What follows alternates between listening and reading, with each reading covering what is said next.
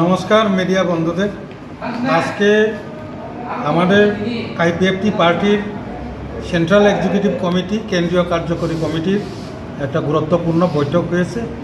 এই বৈঠকে মূলত তিনটি সিদ্ধান্ত আমরা নিয়েছি। এক নম্বর সিদ্ধান্ত হলো সরকারিভাবে অফিস কাছারিতে আপনারাও জানেন অলরেডি ভিলেজ কমিটি নিয়ে প্রস্তুতি পর্ব শুরু করেছে, যে কারণে আমরাও আমাদের আইপিএফটি পার্টির তরফ থেকে ভিলেজ কমিটি নির্বাচন যদিও ঘোষণা হয়নি, তারপরেও ডিসেম্বরের অথবা আগামী জানুয়ারিতে টার্গেট রেখে আমাদের যে আইপিএফটি পার্টির প্রত্যেকটা রিজনাল কমিটি আগামী 10 তারিখের মধ্যে কমপ্লিট করার জন্য নির্দেশ দেওয়া হয়েছে প্রত্যেকটা ডিভিশনকে। আর সেই মোতাবেক ডিস্ট্রিক্ট ওয়াইজ আজকে আমাদের একটা কমিটিও গঠিত হয়েছে অবজারভারের।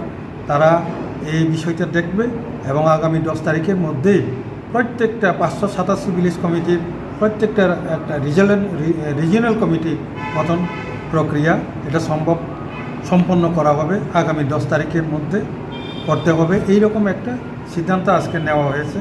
দ্বিতীয়ত যে সিদ্ধান্ত হলো আগামী 4 তারিখ ডিসেম্বর 2024 খুমুলুঙ্গে বড় ধরনের একটা জনসমাবেশ আইপিএফটি, আইডাব্লিউএফটি এবং ইউড আইপিএফটি, আর্টিসা এবং বিভিন্ন যে শাখা সংগঠন সব একসঙ্গে মিলে আমরা জনসমাবেশ করতে যাচ্ছে আগামী 4 তারিখ ডিসেম্বর। 3 নাম্বার যেটা আগামী যে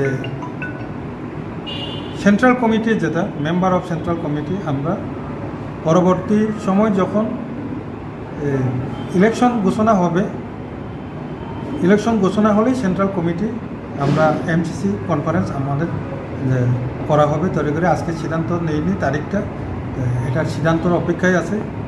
ইলেকশনের পরে, ঘোষণার পরে আমরা এই মিটিংটা করা হবে।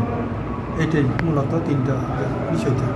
23-এর ইলেকশনের পরে আপনাদের দল কিছুভাবে সামগ্রিক ক্ষমতাভাবে ভেঙে পড়েছিল, এখন কতটুকু যে আপনারা উঠে দাঁড়ার সফলতা পেয়ে? এটা মিডিয়া আপনারা জানেন এখন কোন পলিটিক্যাল পার্টিতে সবথেকে বেশি যোগদান চলছে।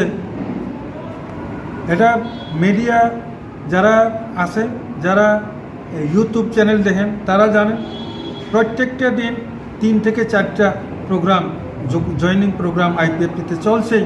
এটা নতুনভাবে আমরা গর্ব করে করার কিছু দরকার নেই। আপনারা সবাই দেখছেন আমরা প্রচেষ্টা চলছে।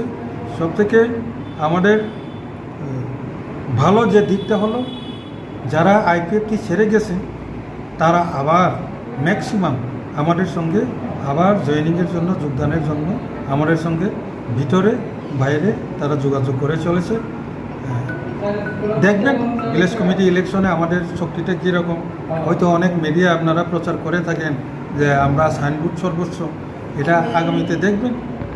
ভিলেজ কমিটি ইলেকশনে কি আপনারা আপনাদের শরিক দলের ওনাদের সঙ্গে কম্বাইন করে এই নিয়ে ভিলেজ কমিটির যে ইলেকশনের ব্যাপারে কোন দলের সঙ্গে কি হবে, যুদ্ধ হবে কি না, এটার ব্যাপারেও আমাদের একটা সিদ্ধান্ত আছে যে যতক্ষণ না পর্যন্ত ভিলেজ কমিটি ইলেকশন ঘোষণা না হয় ততক্ষণ অবধি আমরা এর কি সিদ্ধান্ত হবে আমরা জানাবো না।